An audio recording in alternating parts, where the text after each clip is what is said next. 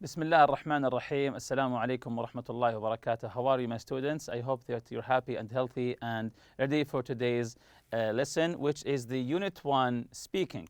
But before we do that, let's open our workbooks on page 80 and answer some questions there. We'll be beginning with the question G. Write 4 common sentences that people in each profession say. So we'll be reading about some professions and try to guess what each of them say.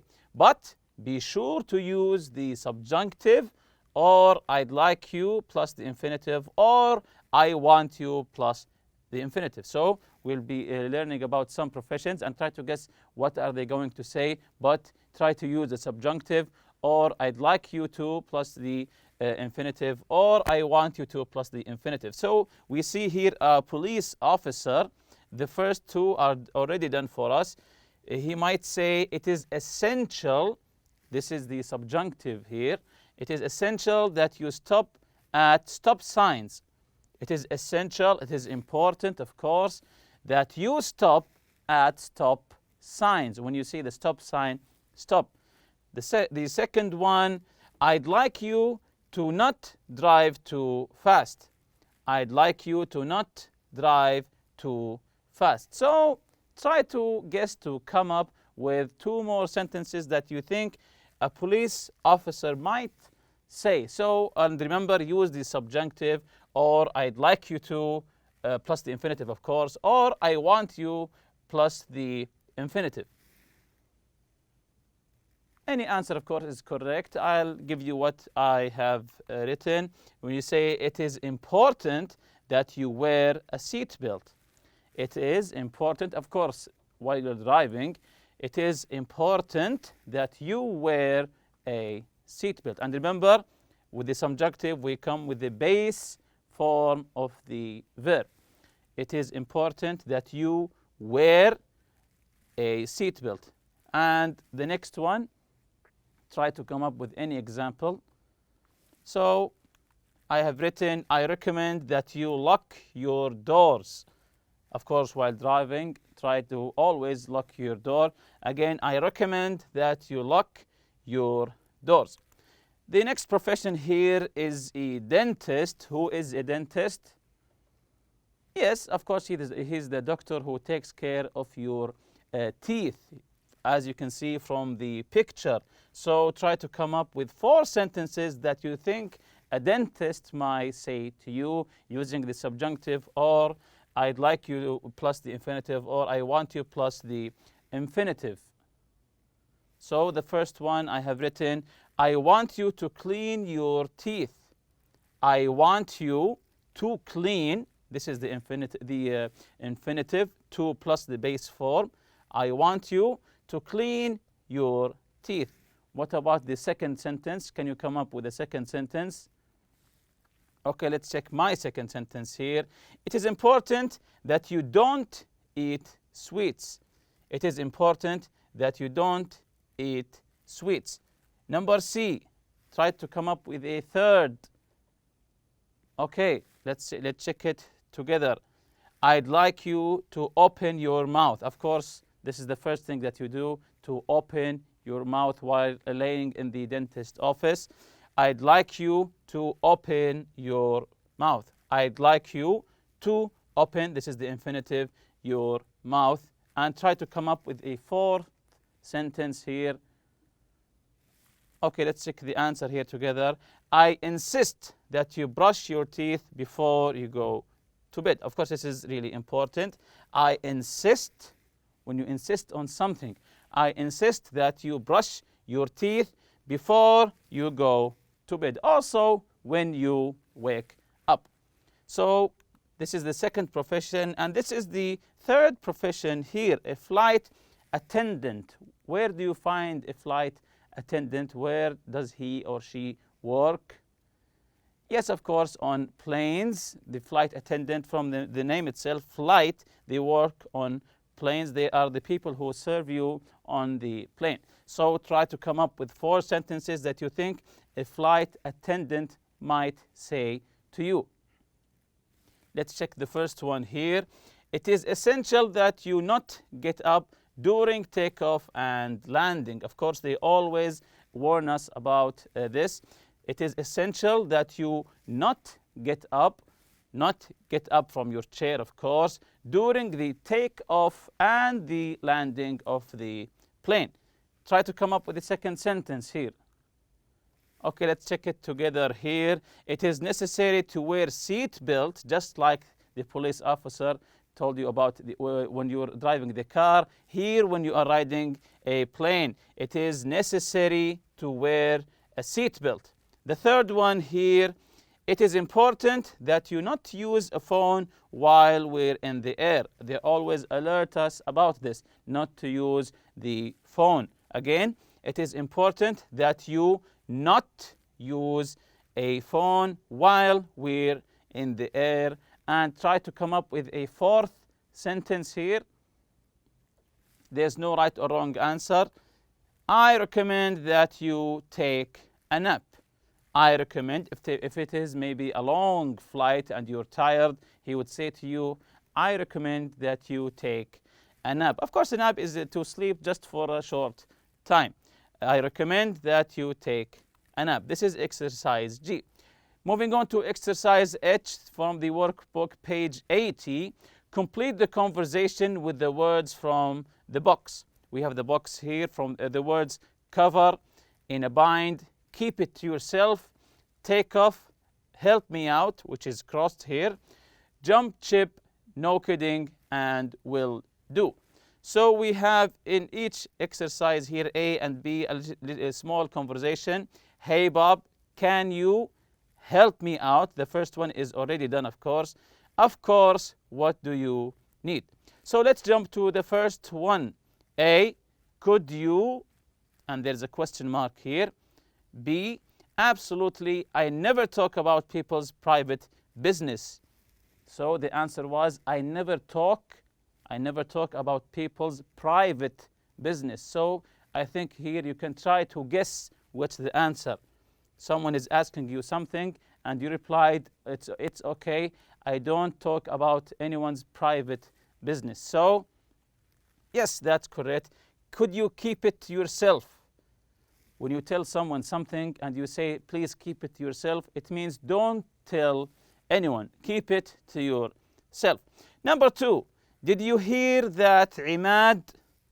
And the question mark. The answer is, he did. Where is he going to work now? Where is he going to work now? So you know that Imad left his work, quit his job. So can you guess what's the answer here? He did. Where's he going to work now? Try, look at the box. Where's the word here that means that Imad quit his job? Yes, that's correct. Jumped ship. To jump ship, to leave your job suddenly without any warning. So, did you hear that Imad jumped ship? He did. Where's he going to work now? Number 3, I'm going to now. Okay, see you later. I'm going to now. Okay, see you later. What do you say when you want to part with your friend? When you leave. So, okay, see you later. Yes, that's correct. I'm going to take off now. Take off now. I'm going to take off now. Okay, see you later. So, once you leave your friend, you can say I'm going to leave, or you can say I'm going to take off now. They are both correct. Number 4, what's wrong? What's wrong? So, someone seems in a problem here. The answer is someone seems here in a problem or in a difficult situation. So what's the correct answer here? Yes, I'm in a bind. Number 5, now make sure you call me when you get there. Make sure you call me when you get there. What do you say when you want to say, okay, I will do it. I will call you. Yes, that's correct. You say, will do. Number 6, do you want to go out on Saturday? B, well, I'm supposed to work, but I can try to get someone for me. I'm working, but I'll try to get someone for me to take my place in this job temporarily. What is this word? Yes, to cover for me, to cover for someone is to take his place temporarily until he gets back. Number 7, did you hear I got a job? I got a job, and you say, no kidding, congratulations. Did you hear I got a job? No kidding, congratulations. So the next exercise, exercise I, is a reading exercise. We'll be listening to this article, then we'll be answering some questions about it. Let's listen together here. Read the article, then answer true or false. What makes people successful? This is an important question. What makes people successful? Let's listen together and try to figure out the answer to this important question. Let's listen. Who do you think is the most successful person you know? Who do you think is the least successful? In order to answer these questions, we first need to define success. Everyone has a different definition of what makes someone successful or not. Many of us place great value on performance, on achievements, or on reaching various goals. Others associate success with material goods, measuring it by how much one can acquire. Others measure success by how much they can contribute to the well-being of their families, or to the community and society in general. There are many other definitions, but arguably, most people associate it with becoming rich, famous, and respected at work. Yet, it doesn't have to be that way. Being successful could mean simply being satisfied with oneself and one's career. For many people, a successful person is someone who feels that his or her work and life in general offer an exceptionally high degree of satisfaction. So what I liked about this part of the article, trying to answer what makes people successful, they didn't indulge into the solution immediately. In the beginning, try to analyze or identify what being successful is. Is it just related to money? Is it related to family? Is it related to fame? So as it says here, many of us place great value on performance, on achievement, or reaching various goals. Others associate success with material goods, measuring by how much one can acquire. Others measure success by how much they can contribute to the well-being of their families or to the community and society in general. So what is it? What does it entail to being successful? Is it just about making money? Is it just about to have a good reputation in the society? Or is it just to make your family happy? So let's continue with the next part of this article. But how does one get from here to there? How does one reach this feeling of satisfaction with life and career? It seems that successful people consistently do two things. They use their natural abilities in their work. They set career and life goals. In other words, successful people choose careers where they can use their natural abilities, or do what comes naturally to them. For example, successful teachers are people who instinctively know how to help people learn, and the best doctors are those who know how to listen to people. Successful people know where they are starting from, and what direction they want to give their lives and careers, even if it is something as simple and wonderful as raising a happy family. What are your natural abilities? What are your career and life goals? If you can answer these questions, you are on your way to achieving success. So in this article, there are two main points that most successful people consistently do. The first one, they use their natural abilities in their work, your instinct. What are you meant to do? Your instinct.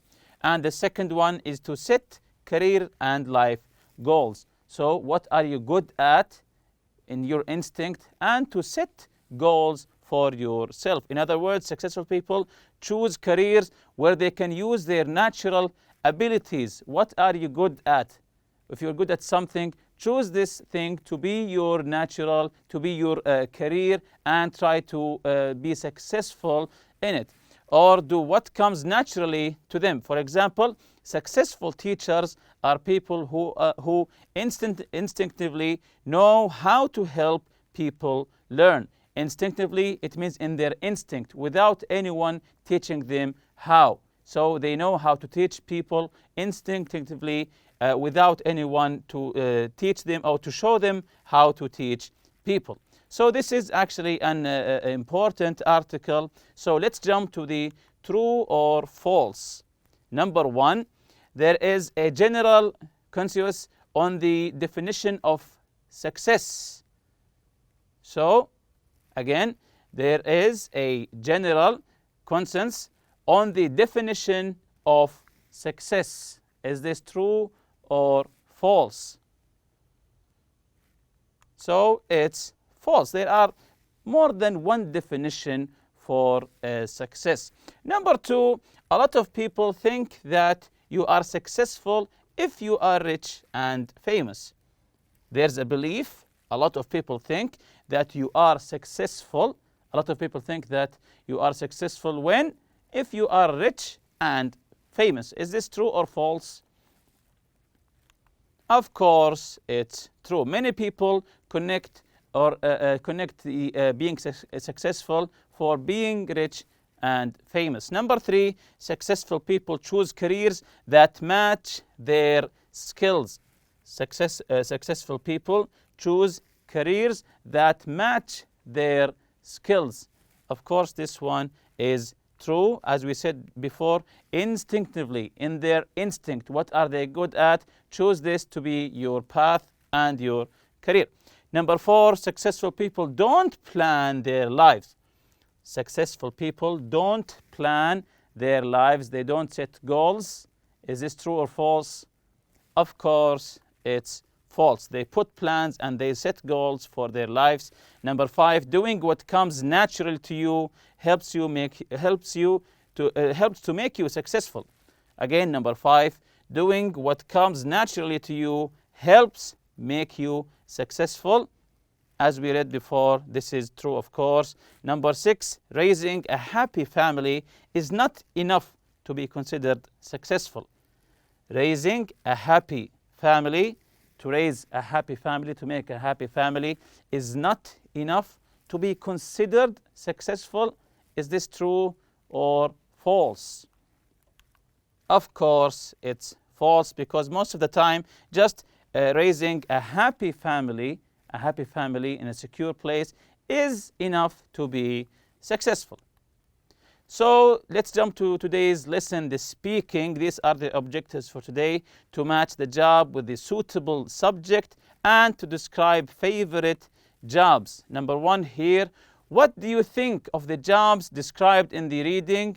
Do you find any of them interesting? Why or why not? If you remember the reading article, some of the jobs, the woman who is interested in fashion for dolls, or the man who's giving pedicures to elephants, or the flavorist who's making flavor, whether it's naturally or artificially.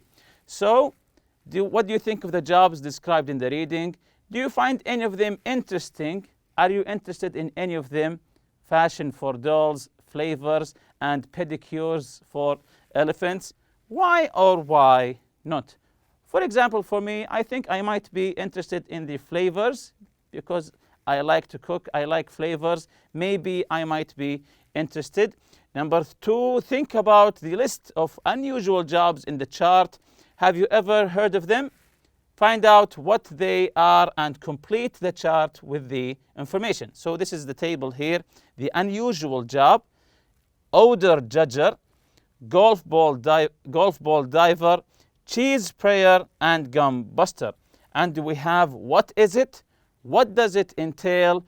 Do I like it or not? So let's try to finish this table here quickly. Odor judger, to judge the odor, the smell. So what is it? The odor judger, to try to smell a bad smell coming from a person, from their armpit or their mouth. Again, to smell bad smells coming from a person. What does it entail? Of course, this is an unusual job. Many would find it disgusting actually. What does it entail? To smell other people's armpits and breath. To smell their breath and their armpits. Do you like it or not? Do you like this job or not? Of course not. Of course not. Of course they usually work in some deodorant factories to check the armpit before and after using the deodorant, the effect of the deodorant. Number 2, golf ball diver. The diver underwater, from the name itself, who dives to get the golf balls. So what is it? To recover golf balls from the water. What does it entail? It entails diving and getting the ball from the bottom of the lake. Do you like it or not? Of course not. Maybe some of you like it. It's according to your preference. Cheese sprayer. From the name itself is to spray cheese, to spray cheese. So what is it? To spray cheese on food, usually popcorn. To spray cheese on food, usually popcorn. What does it entail? So what does it entail? To coat food with melted cheese, whether it's popcorn or maybe it's a steak. To coat food, to put over the food melted cheese. Do you like it or not? Maybe, maybe not, because it's related to food. Gum buster.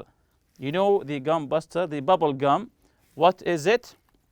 To remove sticking gum from object like a pavement, sidewalk, under the chairs of some stadiums, to remove the gum from these places.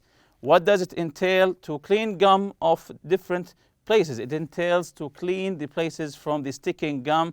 Do you like it or not? Of course not. Of course I don't like it. And with that, we reach to the end of this lesson.